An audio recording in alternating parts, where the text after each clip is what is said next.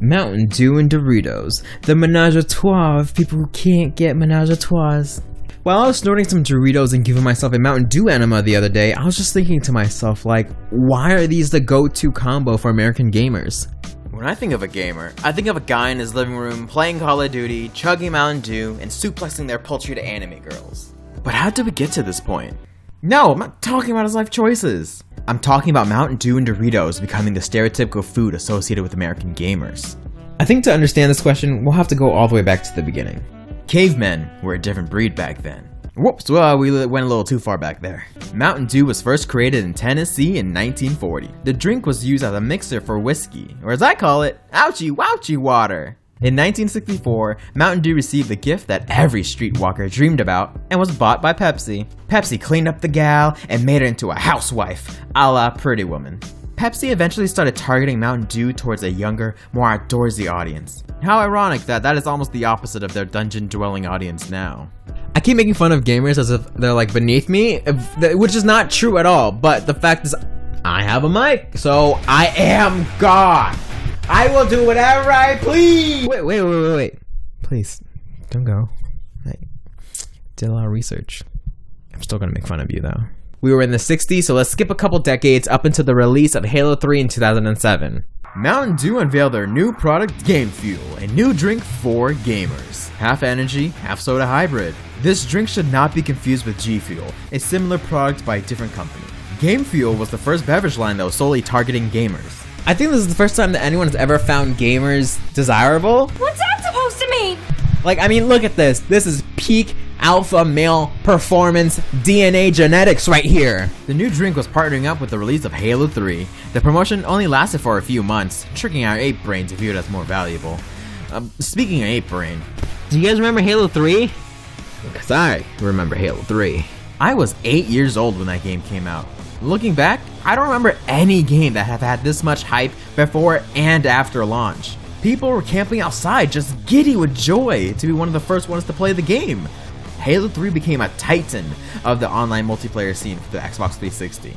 Halo 3 was the game where I learned that I was a gay black man and that all of my peers have had intimate relations with my mother. And like my friend's eggplant, Halo 3 was massive, so I've been told. Mountain Dew really hit the jackpot partnering up with Halo 3, and it's like their success with the gaming market was almost guaranteed. What do you do when you want to stay up all night gaming with your friends? Legally. Like, you drink caffeine. And that's why Mountain Dew fared so well, is because they had a higher caffeine content than other sodas, and then they had a high sugar content, which made it taste amazing. More people like sugar water than they do like coffee, and that's just a fact. A fact I made up, but it sounds true. High caffeine and sugar is also perfect for all the kids who want to stay up late. Because no kid is going to choose coffee over Mountain Dew. It tastes like I just drank to vomit. They don't have a soul-crushing job that they need a hot cup of bean water in the morning to get themselves ready for. No, they need a caffeinated candy drink to help them teabag dead bodies at an ungodly rate. After Halo 3, Mountain Dew went on to partner up with a bunch of other games, but most notably the Call of Duty series because they have a yearly release. Mountain Dew was the hot cheerleader dating the entire football team. Except Pepsi made billions while Stephanie got crabs. Mountain Dew funded a failed competition show revolving around indie developers, sponsored game festivals, conferences, and journalists? We'll get back to that one later.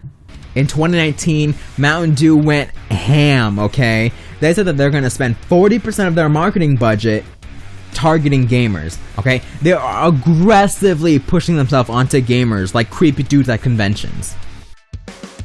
Hi, my name is Eric, and I just want to do a quick PSA about convention etiquettes, okay?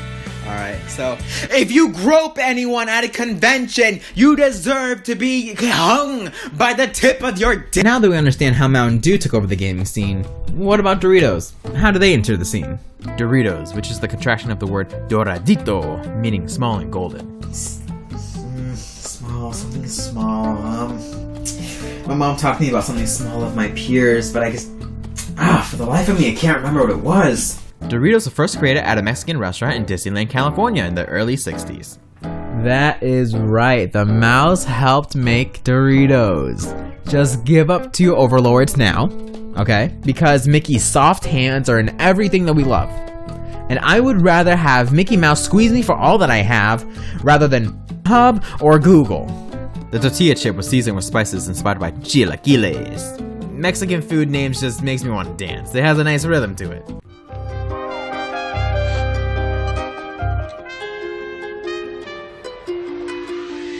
Tapatio, some taquito out the store, yeah. Put it in me, come on, give me more, yeah. Sopa, salsa, arroz, llama, feeling thirsty, I go fresca, yeah. I go fresca, yeah.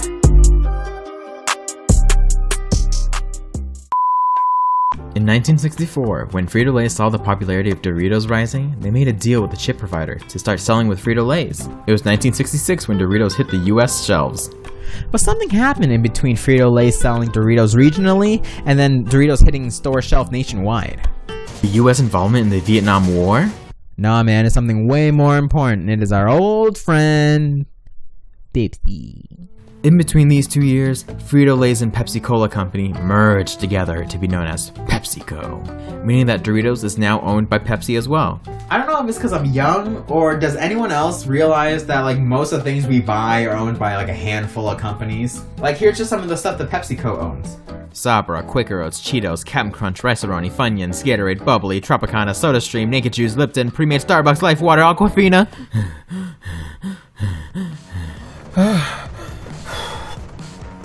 Man, you get it, okay? Like, Pepsi just loves shoving stuff into your mouth. Like, Frito-Lays and Pepsi merged together, and they just tag team shoving food into your mouth just over and over again until you just can't shove any more in your mouth. And that's the reason why our Doritos are associated with gamers. It's not through aggressive marketing like Mountain Dew, it's just by association.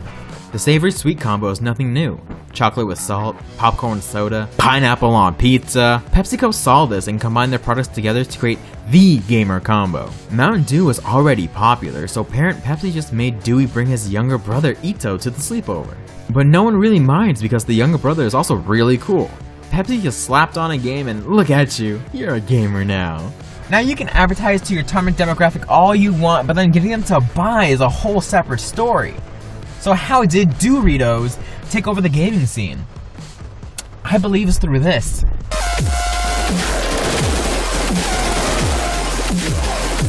I'm not even joking. I think the meme of it all made it stick for good.